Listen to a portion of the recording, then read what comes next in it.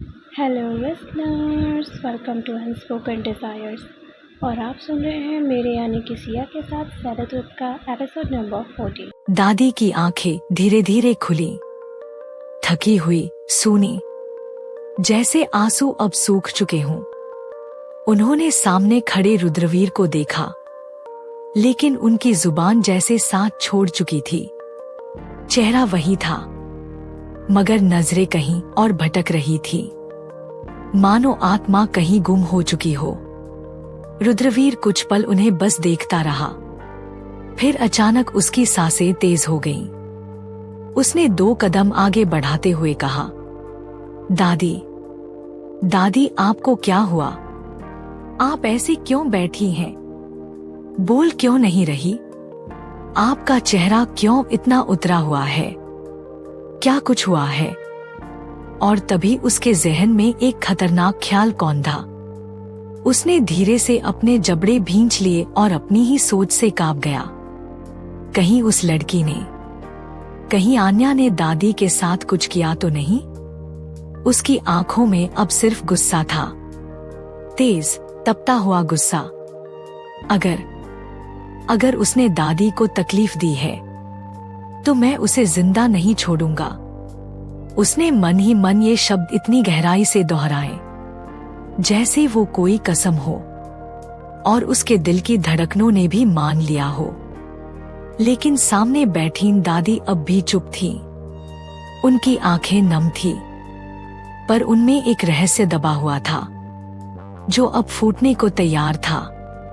रुद्रवीर की बेचैनी अब काबू से बाहर होती जा रही थी। वो झट से 2 कदम बढ़ाकर दादी के पास आया और घुटनों के बल उनके सामने बैठ गया। क्या हुआ दादी? आप यहाँ ऐसे अकेली क्यों बैठी हैं? उसकी आवाज में घबराहट थी, लेकिन उसके लहजे में एक मजबूती भी थी, जैसे किसी तूफान से पहले की चेतावनी। आप इतनी परेशान क्यों लग रही हैं? कोई बात है क्या? किसी ने कुछ कहा? क्या उस लड़की ने, क्या आन्या ने कुछ किया है? वो एक के बाद एक सवाल पूछता गया, हर सवाल पिछले से तेज और दिल के और करीब। दादी अब भी चुप थीं। उनकी झुकी नजरें जैसे कोई बोझ उठा रही थी, पर जुबान जैसे तालों में बंद थी।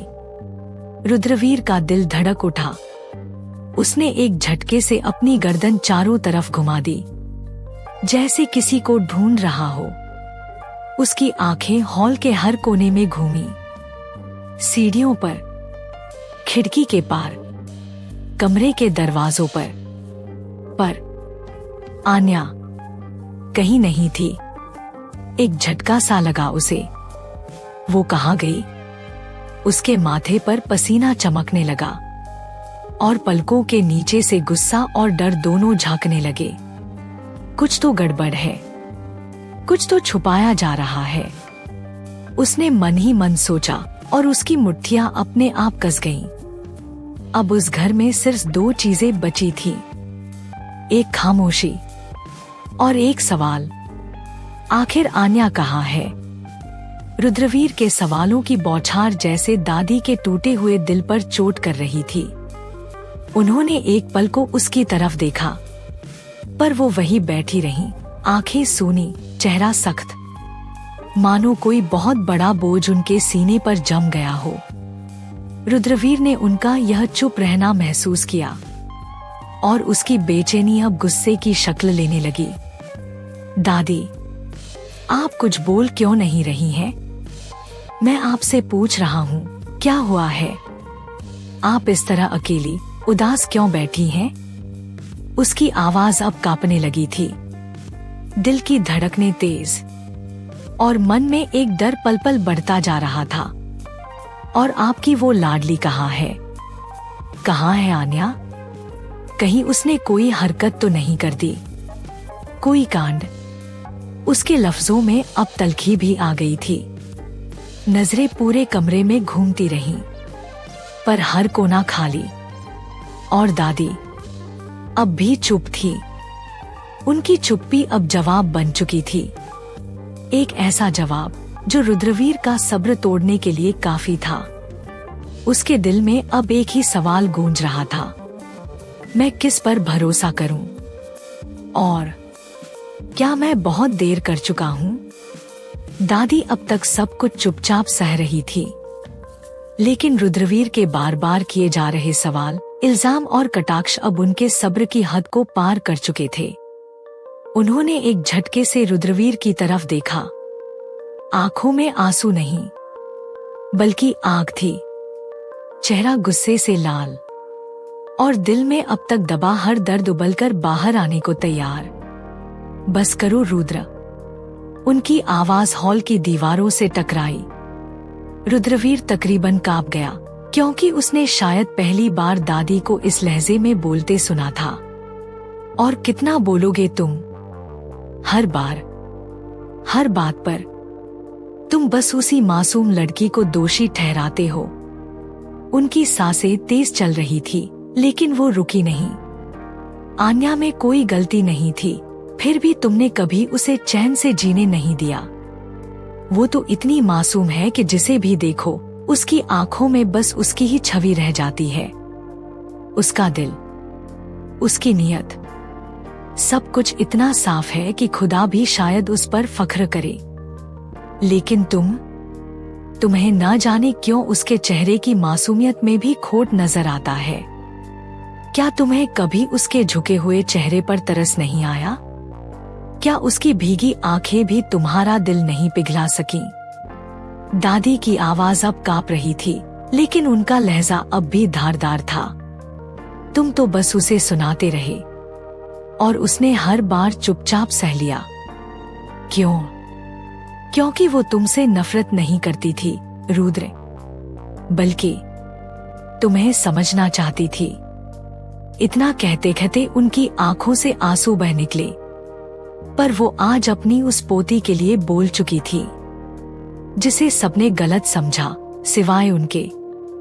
दादी की हर बात रुद्रवीर के सीने पर किसी पत्थर की तरह गिर रही थी। वो वहां खड़ा बस सुनता रहा, लेकिन उसके भीतर कुछ दरकने लगा था। उसके होंठ कुछ कहने को हिले ही थे, लेकिन उससे पहले ही दादी ने गुस्से में झटके से खुद को सोफे से उठाया। उनकी चाल में अब थकावट नहीं, बल्कि तूफान था। तुम्हारे लिए एक खुशखबरी है रुद्र, उन्होंने कटाक्ष से कहा। तुम जिसे इस घर से निकालना चाहते थे, अब तुम्हें कोई मेहनत नहीं करनी पड़ेगी, क्योंकि वो खुद ही चली गई। ये कहते हुए उनकी आवाज कांपी, पर वो अपनी नाराजगी में टूटने नहीं देना चाहती थी। रुद्रवीर का चेहरा सन्न पड़ गया, आंखें फैल गईं, जैसे किसी ने जमीन खींच ली हो उसके पैरों के नीचे से। दादी ने अपनी साड़ी की तह में से एक छोटा सा मोड़ा हुआ कागज निकाला।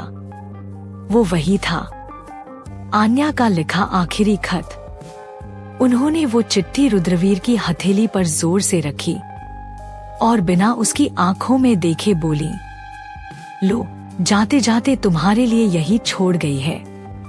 अब शायद तुम भी समझो कि वो लड़की कौन थी और तुम क्या खो चुके हो।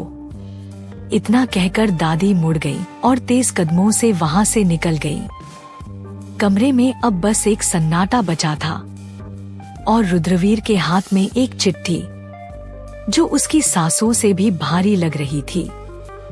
रुद्रवीर वहीं खड़ा रह गया, आंखें फैली हुई, चेहरे पर सन्नाटा, जैसे किसी ने उसका दिल सीधा सीने से निकाल लिया हो।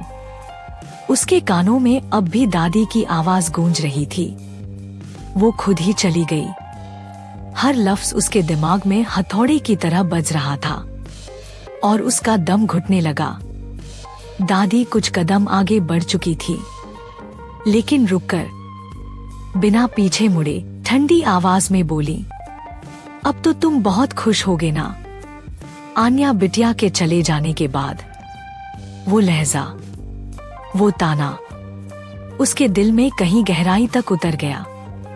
इतना कहकर दादी भारी कदमों से वहां से चली गईं, लेकिन उनके लफ्ज रुद्रवीर की आत्मा में ठहर गए। वो अब भी वहीं खड़ा था, एकदम शांत, जैसे किसी ने उसकी पूरी दुनिया का वॉल्यूम म्यूट कर दिया हो। उसकी आंखें अब भी दरवाजे की तरफ टिकी थीं, जहां से दादी निकली थी, और शायद कभी आन्या भी। उसके हाथ में अब भी वो चिट्ठी थी, लेकिन वो उसे खोल भी नहीं पा रहा था। ऐसा लग रहा था मानो समय रुक गया हो, या फिर उसके भीतर का इंसान, रुद्रवीर चौहान, जो सब कुछ कंट्रोल में रखता था, आज पहली बार खुद को खुद से हारता महसूस कर रहा था। उसकी नजरें अब भी सामने शून्य में टिकी थी, पर अचानक जैसे उसकी सांसों ने उसे झंझोड़ दिया।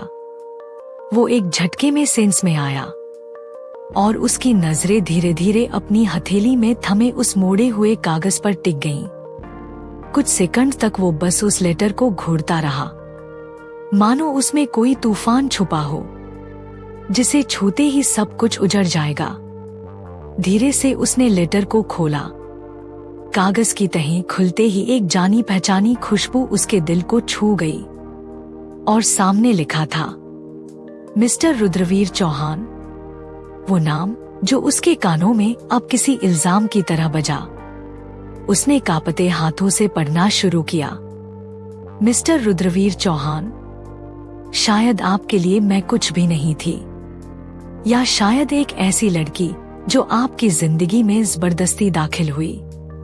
आपने हमेशा कोशिश की मुझसे दूरी बनाने की, लेकिन फिर भी आपने कभी मेरे साथ कुछ बुरा नहीं किया।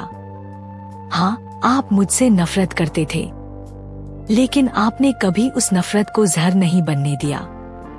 आप चाहते थे कि मैं इस घर से चली जाऊं, और आज आपका वो अनकहा इरादा पूरा हो गया। मैं जा रही हूं, बिना कोई शोर मचाए, बिना शिकायत किए। आप चाहते तो मुझे जबरदस्ती निकाल सकते थे, और मैं चाहकर भी कुछ नहीं कर पाती, पर आपने ऐसा नहीं किया। इसलिए इस एक बात के लिए मैं हमेशा आपकी शुक्रगुजार रहूंगी। रुद्रवीर की आंखों में जैसे धुंध उतर आई थी। हर शब्द उसके दिल में सुई की तरह चुभ रहा था, और उसकी आत्मा एक अजीब सी चुप्पी में डूबती जा रही थी। वो लड़की जिसे मैं समझ न सका, आज मुझे समझा गई। आपने हमेशा गुस्सा जरूर किया, पर कभी मुझे अपमानित नहीं किया। कभी कोई ऐसा शब्द नहीं कहा जो मेरी आत्मा को तोड़ दे। आपका लहजा सख्त था, पर आपके दिल में शायद थोड़ी जगह थी जो आप खुद भी नहीं पहचान सके। आपने कभी मुझे नुकसान नहीं पहुंचाया, और यही बात मुझे ये यकीन दिलाती है कि आप दिल से बुरे इंसान नहीं हैं। आप बस अकेले हैं। इन कुछ दिनों में अगर मुझसे कोई भूल हो गई हो, तो उसके लिए मैं दिल से आपसे माफी मांगती हूँ। हो सकता है अनजाने में मैंने आपको परेशान किया हो, या शायद मेरी मौजूदगी ही आपके लिए बोझ बनी हो, लेकिन मेरा इरादा कभी किसी का दिल दुखाने का नहीं था। मैं जा रही हूँ, पर इसका मतलब ये नहीं कि रिश्ता खत्म हो गया। आपके घर ने मुझे छत दी, और आपकी दादी ने मुझे वो माँ जैसा प्यार जो मैंने कभी महसूस नहीं किया था। दादी मेरे दिल के सबसे करीब हैं। मैं भले ही इस घर से जा रही हूँ, पर उनके पास बार बार लौट कर आऊंगी, क्योंकि उनसे जो रिश्ता जुड़ा है वो किसी ठिकाने से नहीं, दिल से बना है। और एक बार फिर, अगर मेरी कोई बात, मेरी कोई आदत या मेरा वजूद ही आपको चुभा हो, तो मैं आपसे दिल से माफी मांगती हूँ, क्योंकि मैं नहीं चाहती कि मेरे जाने के बाद भी आपके दिल में कोई बोझ रह जाए। आन्या। रुद्रवीर की सांसें तेज हो गई थी। उसकी आंखों में अब न सिर्फ गुस्सा था, बल्कि वो गुस्से की आड़ में छुपा एक डर, एक हार, एक पछतावा था, जिसे वो स्वीकारना नहीं चाहता था। उसने अपनी उंगलियां कसकर बंद कर ली, इतनी कस के कि वो चिट्ठी जो अब तक उसके हाथ में थी उसके मुट्ठी के अंदर मसल कर रह गई। उसके हाथों की नसें उभर आई थी, चेहरा गुस्से से तमतमाया हुआ, जबड़े इतने भींचे हुए कि दांत पीसने की आवाज हॉल में गूंजने लगी। उसने कांपते लहजे में कहा, आन्या, लगता है तुमने खुद को कुछ ज्यादा ही अहमियत दे दी। उसका लहजा सख्त था मगर आवाज कांप रही थी, क्योंकि वो अंदर से टूटा हुआ था। तुम मुझे क्या तकलीफ दोगी? रुद्रवीर चौहान को आज तक किसी ने तकलीफ नहीं दी। अगर किसी ने दी भी तो उसका नाम और निशान मिटा दिया मैंने। उसने आंखें भींच लीं, चेहरा ऊपर उठाया जैसे खुद को काबू में रखने की नाकाम कोशिश कर रहा हो। तो फिर तुम्हारी क्या औकात है? क्या है तुम्हारी हस्ती? मगर उसकी ये बातें जितनी जोर से बोली गई थी उतनी ही जल्दी सन्नाटे में खो गईं, क्योंकि उस चिट्ठी के हर लफ्ज अब भी उसके दिल की दीवारों से टकरा रहे थे। और जितना वो खुद को मजबूत दिखा रहा था उतना ही अंदर से वो बिखरता जा रहा था। रुद्रवीर की आंखों में अब आंसू तो नहीं थे, पर उसकी आवाज में एक ऐसी कड़वाहट थी जो सिर्फ किसी टूटे हुए इंसान के धम से ही निकल सकती है। उसने जोर से लेटर को दीवार पर फेंका और गरजते हुए बोला, और तुम भी निकली बस बाकी लड़कियों जैसी ही। मतलब था तो रही यहाँ दादी के साथ, और जब दिल भर गया तो सब छोड़कर चली गई, बिना एक बार भी मुड़कर देखे। उसका लहजा कांप रहा था, पर वो उसे गुस्से की आग में छुपा रहा था। दादी, जो तुम्हें अपनी बेटी से भी बढ़कर मानने लगी थी, आज उन्हीं की आंखें दरवाजे की तरफ टिकी हैं। और तुम अपने पीछे एक चिट्ठी छोड़ गई, जैसे कोई उधारी चुका दी हो।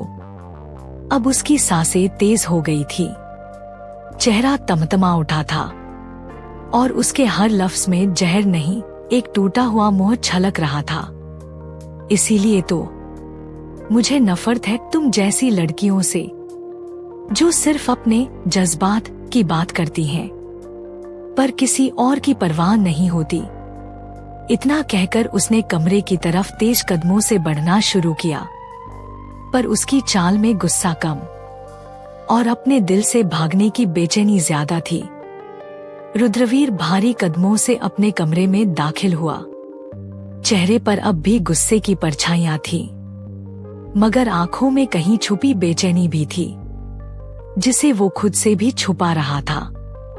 उसने आते ही अपने बिस्तर पर रखा तकिया उठाया और गुस्से में जमीन पर फेंक दिया, मानो वो तकिया नहीं, कोई जवाब दे रही चीज हो जिसे वो खामोश करना चाहता हो। फिर तेज कदमों से वॉशरूम की तरफ बढ़ा, जहां आईने के सामने खड़े होकर उसने खुद को टटोलने की कोशिश की, लेकिन आईने में जो चेहरा था वो बस रुद्रवीर चौहान नहीं था। वो एक ऐसा इंसान था जो बार बार एक ही तस्वीर देख रहा था, आन्या की मुस्कुराती हुई मासूम सूरत। हर बार उसकी आंखें सामने आती और हर बार उसके चेहरे पर गुस्से की लकीरें खिंच जाती। क्यों नहीं जाती दिमाग से? उसने खुद से सवाल किया, पर जवाब सन्नाटे में गुम हो गया। कुछ देर बाद वो गीले बालों और एक थकी हुई उदासी के साथ अपने कमरे से बाहर आया। अब तक रात हो चुकी थी और डाइनिंग टेबल पर डिनर का वक्त था, लेकिन जैसे ही वो खाने की टेबल तक पहुंचा, उसकी आंखें खुद ब खुद दादी को ढूंढने लगी, पर वहां सिर्फ एक मेड खड़ी थी, डिनर सर्व करने के लिए तैयार। टेबल की एक कुर्सी खाली थी और उस खाली कुर्सी ने रुद्रवीर के भीतर एक खालीपन और गहरा कर दिया। उसने मेड की तरफ देखा, चेहरे पर झूठी कठोरता लाते हुए पूछा, दादी कहाँ है? उसका सवाल सादा था, पर लहजा भारी। जैसे उसे डर हो कि जवाब वो नहीं सुनना चाहता। मेड ने सिर झुकाकर धीमे स्वर में जवाब दिया, दादी जी अपने कमरे में हैं, सर। उन्होंने डिनर लेने से मना कर दिया है। ये सुनते ही रुद्रवीर की आंखों की पुतलियां फैल गईं। उसके अंदर कुछ कांप गया, जैसे किसी ने उसकी सबसे नाजुक रग को छू लिया हो। बिना कुछ कहे तेज कदमों से वो दादी के कमरे की तरफ बढ़ गया। दरवाजा अध खुला था और भीतर की हल्की पीली रोशनी में वो उन्हें देख सकता था, अपनी आराम कुर्सी पर बैठी हुई, आंखें बंद, चेहरे पर एक थकी हुई उदासी। उनकी आंखें भले ही बंद थीं, पर उनके चेहरे की लकीरों में आन्या के चले जाने का गम साफ पढ़ा जा सकता था। रुद्रवीर की सांस अटक गई। उसने खुद को कभी इतना कमजोर और छोटा महसूस नहीं किया था। धीरे से वो उनके पास आया और खुद को जमीन पर उनके ठीक सामने घुटनों के बल बैठा दिया। उसकी आवाज अब वो सख्त रुद्रवीर वाली नहीं थी। अब उसमें नरमी, शर्म और डर तीनों थे। दादी, क्या हुआ आपको? तबीयत ठीक नहीं लग रही है। आप यूं अकेली क्यों बैठी हैं? उसने उनका हाथ थामने की कोशिश की, लेकिन दादी ने हल्के से अपनी आंखें खोली और सिर्फ एक ठंडी, थकी हुई नजर उस पर डाली। उनके उस एक नजर में जो तड़प थी, वो रुद्रवीर को अंदर से हिला गई। उसके होंठ कांपे, पर अब उसके पास कोई बहाना, कोई जवाब नहीं बचा था। दादी अब भी उसी कुर्सी पर बैठी थी, आंखें बंद, सांसें धीमी। पर जैसे ही रुद्रवीर का कांपता हुआ सवाल हवा में बिखरा, उन्होंने धीरे से अपनी थकी हुई पलकों को खोला। उनकी नजर रुद्रवीर पर पड़ी, जो अब तक हमेशा उनके सामने एक अहंकारी शेर की तरह खड़ा रहता था। आज उस शेर की जगह एक टूटा हुआ बच्चा उनके पैरों के पास बैठा था। दादी ने उसकी आंखों में देखा और फिर बहुत ही शांत, थकी हुई आवाज में कहा, मुझे कुछ नहीं हुआ है रुद्र, मैं बिल्कुल ठीक हूँ। उनकी ये बात जितनी सीधी थी, उतनी ही झूठी भी। रुद्रवीर को उनकी आवाज से भी दर्द महसूस हो रहा था। उसने धीरे से उनका हाथ पकड़ा और कहा, तो फिर डिनर से क्यों मना कर दिया आपने? चलो ना, मेरे साथ चलिए, कुछ तो खा लीजिए दादी। दादी कुछ नहीं बोली। उनकी चुप्पी रुद्रवीर को और बेचैन कर रही थी। उसका दिल अब गले तक आ चुका था और फिर वो कह बैठा वो बात जो वो दिल में दबा रहा था। दादी, आपके चेहरे को देखकर साफ समझ आ रहा है, आप अब भी उस लड़की के बारे में सोच रही हैं। कितना हर्ट हुई हैं आप, मैं देख सकता हूँ।